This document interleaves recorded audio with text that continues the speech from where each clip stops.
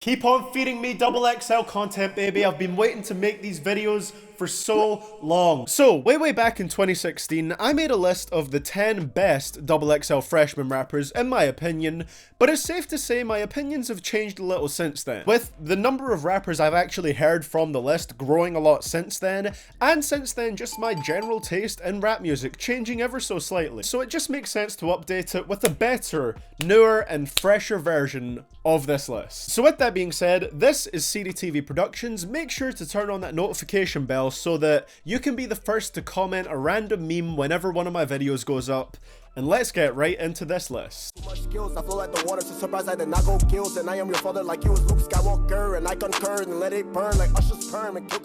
So I may not be the biggest fan of Ski's two most recent projects, but I love almost everything before that and can't deny that he makes some of the most off-the-wall and amusing music right now. His music is fun and definitely has a humorous edge to it, but he also has an instantly recognizable style of flowing and delivering his vocals so that you just know it's Ski as soon as you hear it. I also appreciate his willingness recently to experiment with making more melodic songs that are pretty different from his typical style.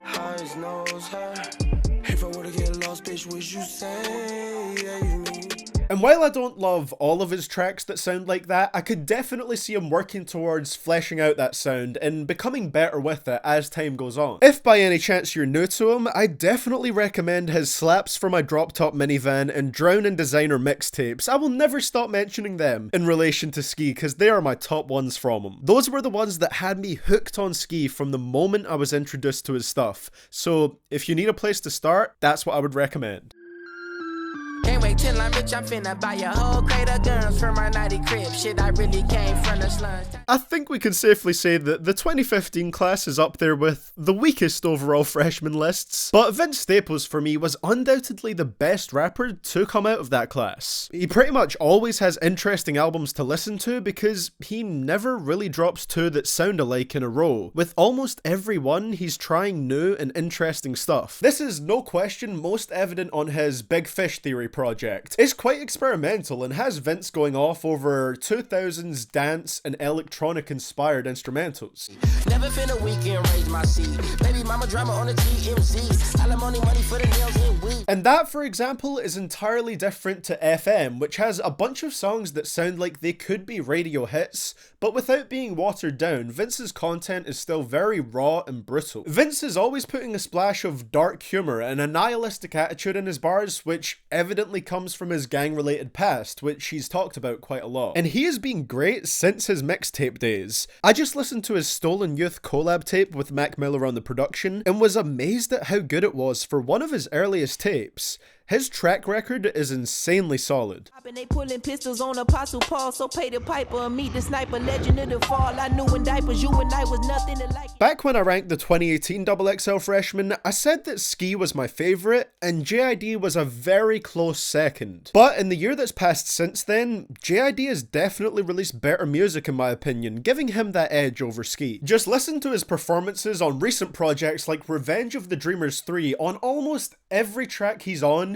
he just flies in and steals the show. Top of the morning and anybody who thought it was Betty by Jitty. I'm like a Jedi, mind tricks live inside of your head. I devilish red eyes, never been on a red eye. He just always sounds like he's rapping with hunger. And of course he dropped his DiCaprio 2 album, which was just packed with versatile flows. The way he works effortlessly and finds unique pockets in any beat is always impressive. And even though freestyle/cypher performance isn't relevant to the ranking of this list, I do just want to point out that he has one of the best freestyle performances in XXL Freshman history. It's incredibly good. She call me daddy like grandmama baby. If this Sunday dinner, my hand on the gravy. I've been on the craziest wave. If I'm on the stage, it is my minimum wage. Remember when XXL had multiple artists on their lists that had longevity? Look how many rappers are still around and doing big things from the 2010 list that Cole was on. It's so far ahead when you look at it compared to some of the newer ones.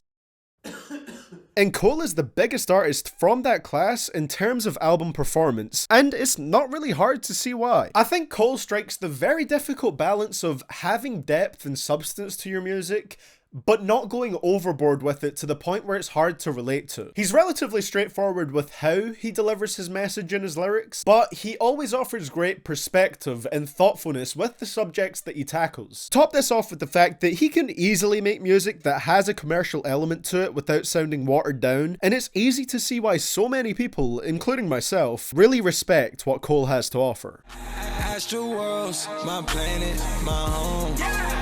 Clouds too high, the fumes too strong. Travis Scott is undoubtedly one of the biggest artists to ever appear on the XXL Freshman list before he blew up. His recent Astroworld album sold a ridiculous 500,000 copies in just the first week. I mean, I'm sure people expected big numbers with the amount of hype and build up to Astroworld, but it's still crazy numbers. It's kinda crazy when you think about what Travis Scott has done. In this newest generation of rap, his name has become synonymous with autotune. It is the most commonly used effect in rap, like everybody uses it.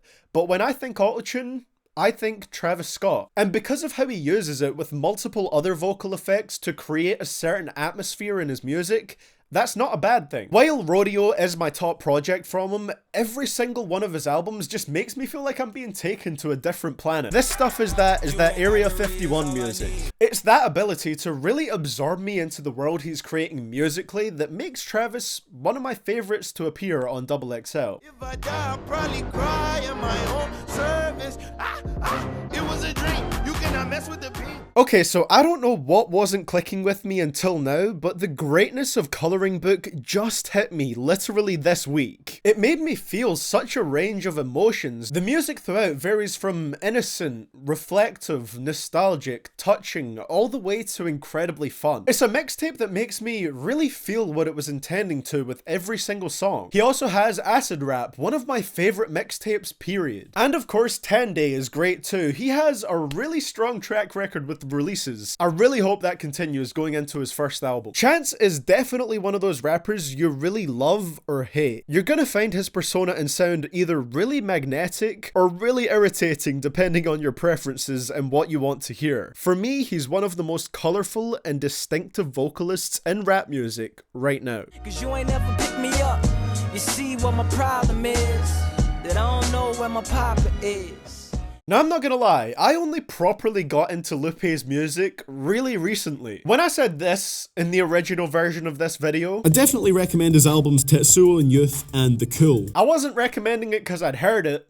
I was recommending it because I just knew it was critically acclaimed. My own videos are weird, man. But anyway, I'm absolutely in love with Lupe's music now. I listened to Food and Liquor and The Cool for the first time this year, and I could talk about those albums forever, especially the first one. The way Lupe managed to blend depth and lyricism with the sound that was still very commercially viable was phenomenal, pretty much unparalleled. Lupe struck the balance of having powerful and extremely well-written content with an accessible sound so perfectly. He focuses a lot on storytelling and concepts. There's a really great and creative story kind of weaved throughout certain tracks on The Cool, and it just makes his music so replayable for me. I'm constantly just going through it and trying to clock things that I didn't catch on my previous listen. I would highly recommend his stuff. I can't recommend it enough. Lupe is phenomenal. They're good martial artists. If you try to hit a foul like Artemis, for the new wave, I started it like a do-rag when you open up the starter kit. If you've ever heard me talk about Denzel before, you probably figured he would be high up on my list. To me, he's one of the most consistent people in rap when it comes to brilliant project releases. I think pretty much everything he's dropped is amazing, maybe except for Planet Shrooms, which I just felt was fairly good, but even then, I liked the vision with it a lot. He pretty much keeps getting better and better too, although it is constantly a toss-up in my mind whether Taboo or Imperial is his best album. I'm just constantly switching between the two because they're both so good. He's easily one of the more energetic rappers on this list too. He constantly combines frantic vocals with machine gun-like flows in a way that just gives his rapping so much momentum. I hear him rap and I just want to go Eric Andre on everything around me to match the energy of what I'm hearing.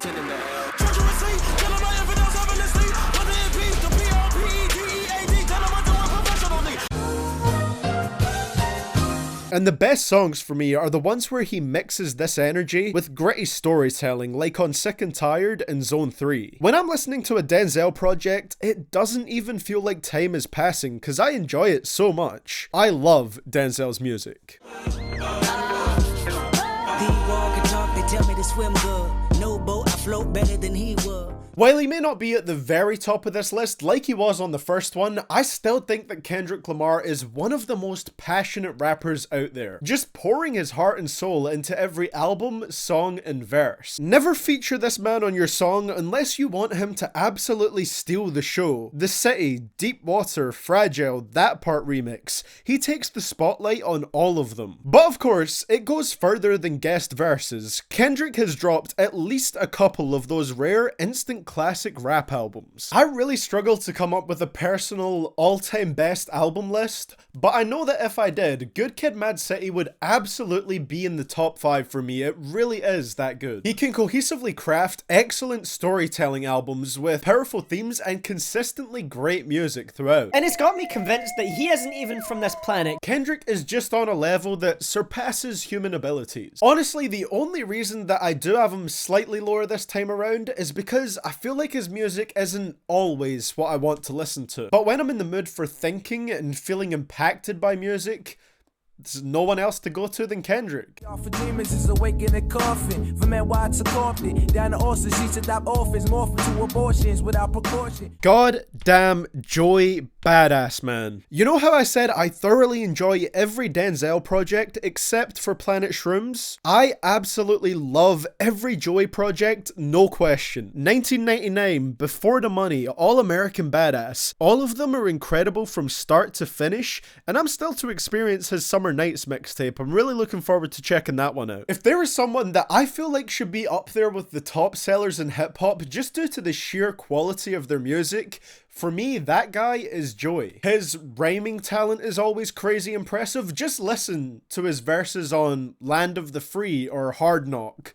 The rhyme scheme on Hard Knock is ridiculous. Those providers letters to the letters. Relish fetishes, menaces. Want the senators, percentages. If you ain't prejudiced, you still a nemesis. He can project insane amounts of raw intensity in his voice when he needs to, like on Babylon, and is just an all-around excellent lyricist that makes phenomenal sounding music. He's honestly one of the reasons why I love music more from this era than the 90s. Because on top of having a bigger variety of sounds in general now, we still have people like Badass that are making music that basically sounds just like hip-hop from the 90s. It's just updated and more relevant. Just like I don't have a mental top 10 albums list, I don't have a top 10 rappers list in my mind either. But if I did, I can say with confidence that Joy would at least be top 5, probably top 3. And my friends, that is the reason why Joy Badass is my favorite rapper to ever appear on the XXL Freshman cover.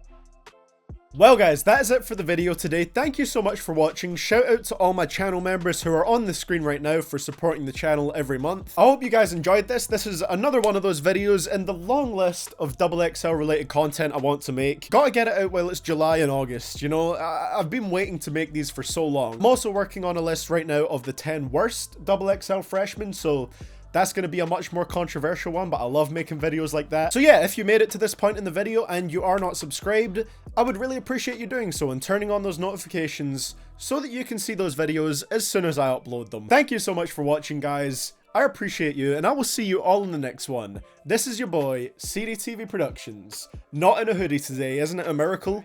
Signing out.